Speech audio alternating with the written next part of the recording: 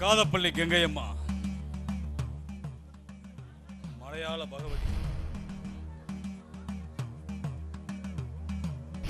இந்த நாட்டில், இந்த ஊர் உலகத்துல யாருக்கும் எந்த துன்பமும் வராம நீதான் தாயை காப்பாத்தணும், நீதான் காப்பாத்தணும்.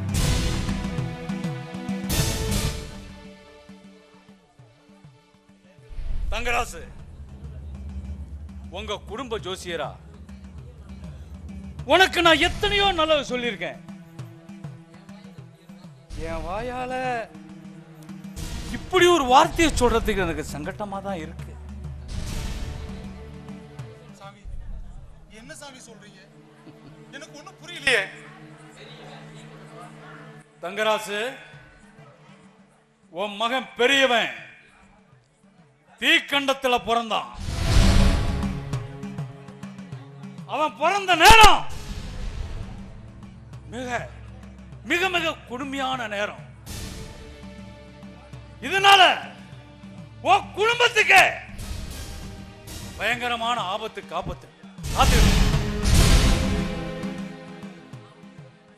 மாலை சுத்தி பிறந்த குழந்தை மாமனுக்கு ஆகாது, கொடி சுத்தி பிறந்த குழந்தை அந்த குளத்துக்கே ஆகாது. தங்கராசு,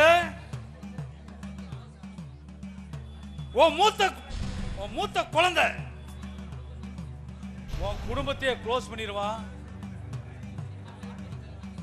சின்ன பையன் பிறந்ததுனால ஏதோ உன் நேரம் நல்லா இருக்கு, நீ தப்பிச்ச. பெரியவன் உன் குடும்பத்துக்கு ஆகவே ஆக மாட்டான். நீ நம்பு, என் வார்த்தையை நம்பு தங்கராசு. சாமி, நம்பு. நீங்க எனக்கு ஒண்ணும் புரியல. கொஞ்சம் புரியுற மாதிரி கொஞ்சம் தெளிவா சொல்லுங்க சாமி. சொல்றேன் தங்கராசு, உனக்கு பெரியவன் பிறந்த நேரம் உனக்கு, அதாவது தகப்பனுக்கு ஆக மாட்டான். நான் சொல்றது உனக்கு கஷ்டமா இருக்கும், ஆனா நான் சொல்றது உண்மை. நான் சொல்றது உண்மை. உனக்கு உன் மகன் பெரியவன் உன் கூட இருந்தா உனக்கு ஆகாது. அவனை கொண்டு போய் எங்கேயோ கண்காணாத இடத்துல ஒரு கோயில் குளத்திலேயோ இல்லது அனாதை ஆசிரமத்திலேயோ கொண்டு போய் விட்டு. இதுதான் உனக்கு நல்லது. நான் சொல்றத நம்பு, ஜோசியத்தை நம்பு. சாமி, தவம் இருந்து பெத்த கொள்ள சாமி, அவனை கொண்டு போய் கோயில் குளத்துல போடணும்னு சொல்றீங்களே, இது என் பொஞ்சாதி கேட்டானா உசுரையே விட்டுருவா சாமி, உசுரையே விட்டுருவா. தங்கராசு, பார், நீ கடவுளை எந்த அளவுக்கு நம்புறியோ அந்த அளவுக்கு ஜோசியத்தை நீ நம்பணும். நான் சொன்ன ஜோசியம் இது வரும் பொய்த்து போனதா சரித்திரமே இல்லை, உனக்கே தெரியும்.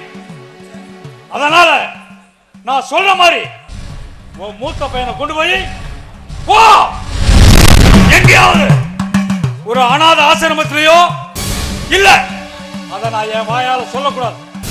உன் நல்லது சொல்றேன், என் பேச்ச கேள். உன் குடும்பத்தை மேல அக்கறை உள்ளவன் நான் சொல்றேன். போ, போய் நான் சொன்னது செய், போ.